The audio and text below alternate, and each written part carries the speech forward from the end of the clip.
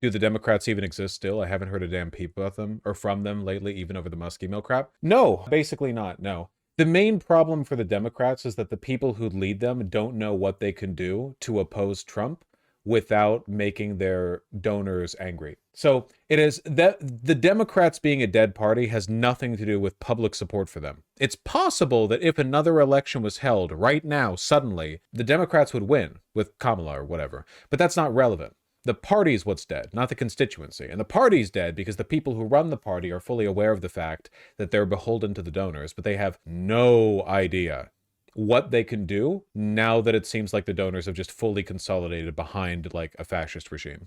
I got an article about this just earlier this stream, if you can believe it. Angry Democratic donors turn off the flow of money. Turning to Democrats now, Democrats are trying to rebuild the party following the devastating 2024 elections for them. And we've learned that from our colleagues Amy Parnes and Hannah Trudeau that donors have turned the faucet off. See, it's not that Republicans were offered a mandate because they only won by like 1.5%, you know?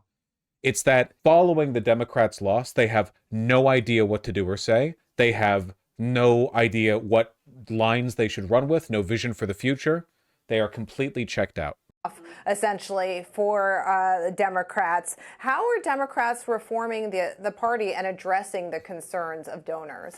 They first seem like they're trying to still gather the pieces of what happened in November. We hear so often about this autopsy that happens after elections. And sure, it's a trite saying, but it really is true. Democrats are going to have to do some soul searching and figure out what went wrong in November and how do they prevent that from happening again. These donors are not going to want to put millions of dollars into an effort and a group that doesn't have a clear vision and a clear plan of how to make good on that money 2 years later, 4 years later. So I think that Democrats are going to have to still pick up the pieces, figure out what their new plan of action is, and go ahead and execute it. And by the way, figure out who's going to be that top person to execute it. This is from 2025. They're still doing this? Why wouldn't it be from right now? We're talking about a post-2024 election thing. Is this good or bad for a Democratic shift to the left? Right now, the party is dead. Don't expect anything from them. The most we can hope for is for either the Democrats to get aggressively primaried in 2026 by more independent candidates, or some people within the Democratic Party to realize that they are literally like struggling to break the surface of the skin of the bloated dying corpse they're currently drowning in and be way more aggressive than they were being previously. I've seen Maxwell Frost be quite aggressive on social media lately, you know, being a little bit more aggro with Republicans, which has been nice. You know, he's done and said some stuff that I don't agree on, probably having to do with Israel, I think. I think it's Israel. It's always Israel. This is after Hakeem Jeffries went to Silicon Valley to beg for money and apologize for being too mean. Yep. Now that all of Silicon Valley is like techno-fascists, Hakeem Jeffries went over there on his hands and knees, tail between his legs, to go like, Peter Thiel, guys, come on, man. We weren't that bad to you. Please. They're so weak. Yeah, well, yeah, because he's utterly beholden to his donors. That's the lesson that that he was given. Didn't Sean Fain recently say that like he can't support the Democrats until they figure out which side of the fence they're on? Yeah, here we go. This party that can't decide who the fuck they want to represent. Trump is president because we have candidates in the Democrats who can't decide who they want to represent. Which is true. Some dickless liberals were responding to this with like, well, Biden was super pro-union, which, you know what? Yeah, he was. He was. He singly was. But the Democratic Party as a whole is not militantly pro-labor. Not even close. Like, the Democrats have acquiesced on so many pro-labor issues so many times that they would be considered quite to the right in many ways of like anyone in the 60s or 70s up until Reagan, basically, you know? Basically what he's saying is like, why can't they be as pro-labor as Republicans are anti-labor? Why do Republicans get to be so like status quo defying? Why do they get to be super hyper aggressive, you know, in making everything worse? The Pac-Man sub was really pissed about this. Like I said, dickless liberals. It is obvious that the party as a whole is not committed to worker liberation. Like, I'm sorry, this is no time for 3K Pell Grants or whatever, okay? It's not enough to just say like, oh yeah, good NLRB. Oh, we're gonna push for that, you know. No chance, no shot. Absolutely not. Yeah, we need somebody who is as pro. We need somebody who wants good things as badly as Republicans want bad things. And as long as people like Kamala Harris are saying they're going to work with Republicans, be bipartisan with Republicans, they're going to be middling and moderate on these issues, nobody's going to buy that. Nobody wants that. Liberals love to get angry that the common man is not interested in maintaining the status quo when they're already upset with the status quo. Like, Democrats are so angry. Democratic voters are so angry at Democrats in Congress right now. It's obvious people are furious at inaction. So what are you going to do about that? You're going to go, no, don't be mean to Hakeem Jeffries? Pussy. It's what I've said. It's the reason why I've said so many times. Democrats hate their voters. Republicans fear them. Republicans will bend over backward to shift the narrative or to appeal to the narrative to get voted in. Democrats are contemptuous. You have people like Feinstein in California who are like, well, if you don't like what I'm doing, maybe you should get voted in. Well, I've been in this job for 87 years, so I think I know what I'm doing. It's her turn. It's her turn. Da-da-da.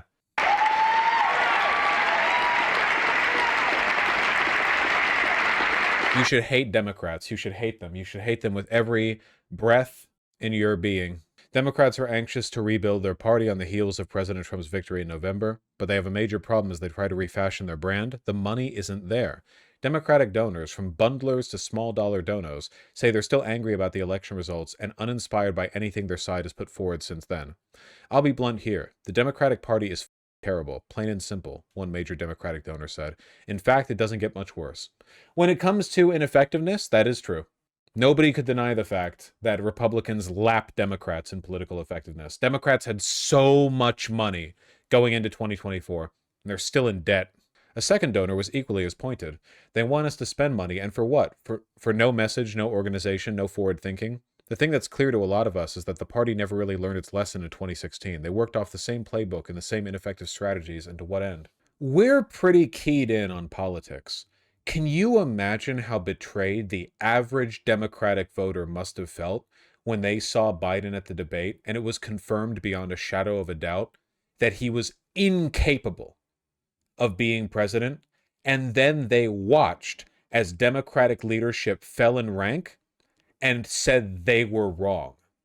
Oh no, it's not that this 80-year-old man is obviously too old to be president. It's the 100 million Americans who think that who are wrong, who all saw that. The fact that since then it's just come out over and over again that they hid Biden from the public, that they limited his meetings, even with people within his own party, that Democratic constituents, that even like major donors and like people within the party and senators had trouble meeting with him because his aides were instructed to limit how much time he spent interacting with other people. And then when Kamala Harris took the reins, she refused to criticize the DNC or Joe Biden literally anyway. I still can't believe they went a full year without a cabinet meeting, without a full cabinet meeting. Yeah, genuinely. It defies belief. How is it even possible the party is this bad? Because in order for a political party to succeed, they need to find the average line, okay?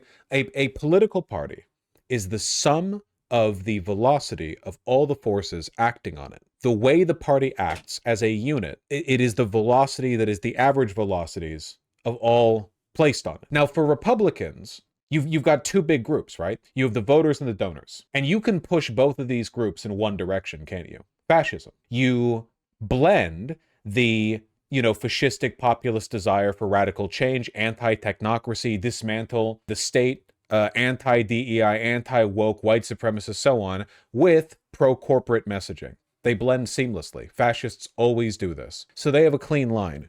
Shoom. The Democrats, these two lines, what the public wants and what the corporate donors want, opposite directions. The corporate donors are well aware of the fact that every step the Democrats take in the direction of Bernie Sanders is a step away from their profits. There is no way around it. There's no way to thread that needle. We're becoming increasingly populist and left-leaning, doing what the people want, engaging with politics the way people want, can be blended with meeting the needs of their corporate donors. So that's the issue, ultimately.